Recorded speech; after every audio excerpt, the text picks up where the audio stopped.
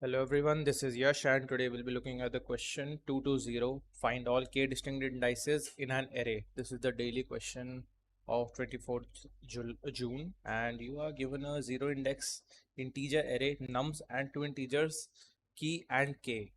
A k distinct index is an index I of nums for which there exists at least one index j. Okay, let's first solve the first part. We are given two integers key and k. So what we have to do is we have to find our function. We have to create a function that will calculate the value of our key, that is the index of our key. First, like if the key is 9, we are going to find our index as 2. So inline function int, and let's name it as next occurrence, and we will pass a few integers here, that is our index and our key and our vector int and arr. Okay, now it's a simple loop for int it equals to 0. So no, we can't use this. What we have to use, we are going to use a size here. Size equals to arr dot size, and you have to make sure that itr is less than size, that is the size of the array. So let's create that function itr, sorry, idx. We have taken the variable as idx. Okay, simply check the value if it's equal to the k, that is we are going to put an if statement here, nums idx equal to key, then we return idx here.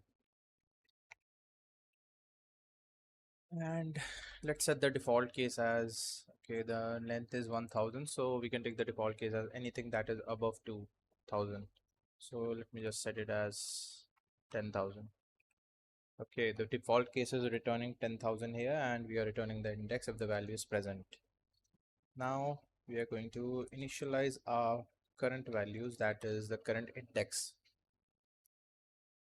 It is our, let's use this function current question next occurrence. What we are doing here is we are finding the first occurrence of our key in the array. It is specified that the occurrence of that key is in the array, so we are going to find it at least once. So let's keep it as 0, and our nums will be passed and key will be passed here.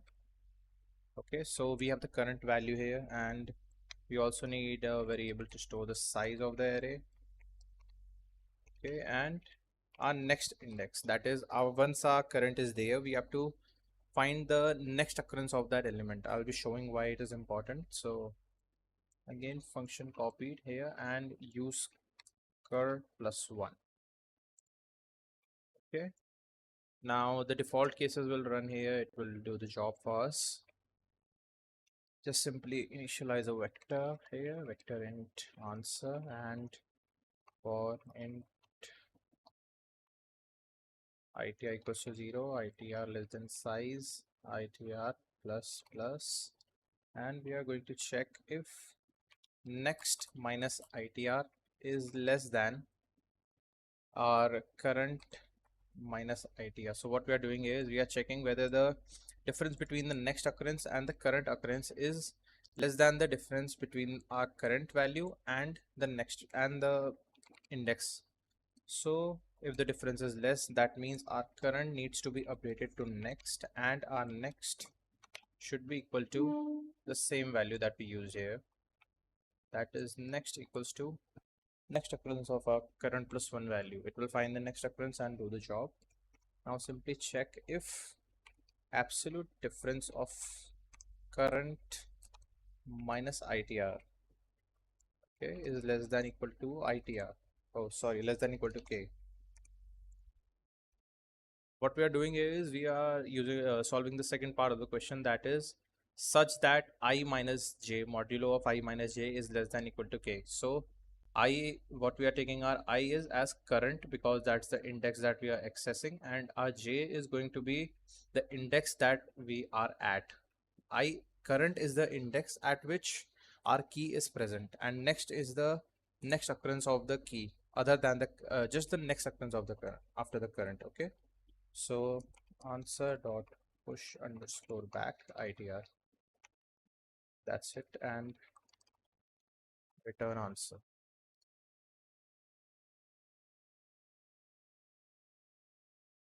It's the error. Oh, I misspelled small thing.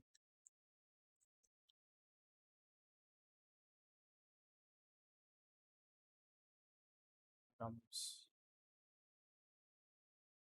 Let me just verify the code once. ARR. Okay. Current equals to this, side equals to this, current plus 1, answer it equals to 0, it equals to plus, okay.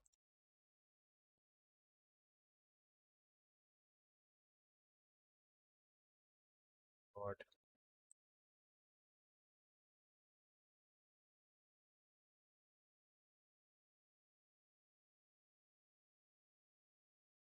Really mistakes are done here, my bad.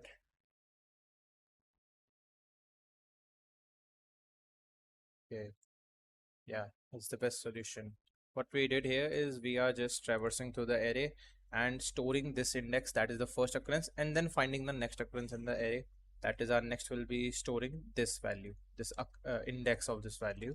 And once the difference between the index between the iterator and the index of next is less than the difference between our current and our index, then we are going to update the values here. Thank you. I'll be posting the link to the solution in the description.